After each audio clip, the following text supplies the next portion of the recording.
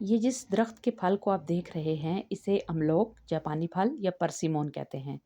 इसका ये पौधा 2 साल पहले मैंने फरवरी के महीने में एक नर्सरी से ख़रीद कर लगाया था। तो यहाँ पे देखिए अभी इस पे फर्स्ट फ्रूटिंग है, लेकिन सिर्फ़ इसके ऊपर 6 से 7 दाने जो हैं वो फल लगा है। जैसा कि मैं आपको वीडियो में दिखा रही हूँ, देखिए बाकी जो पूरा पौधा है वो खाली है और इसके ऊपर फ्लावरिंग भी इतनी ज़्यादा नहीं थी।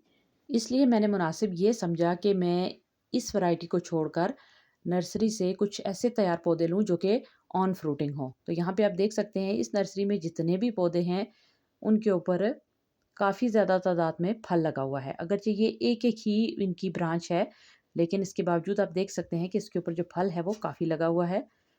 तो वैरायटी की तब्दीली के लिए मैं ये 2 से 3 पौधे जो है वो अपने गार्डन में लगाऊँगी, ताकि मैं अगली बार इसकी बेहतर पैदावार हासिल कर सकूँ।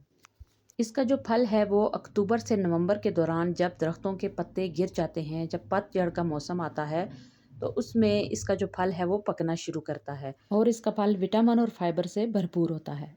घर के दूसरे हिस्से में जो दरख्त है उसका जो पिछले साल का फल था वो दिसंबर के महीने में जाकर पका था।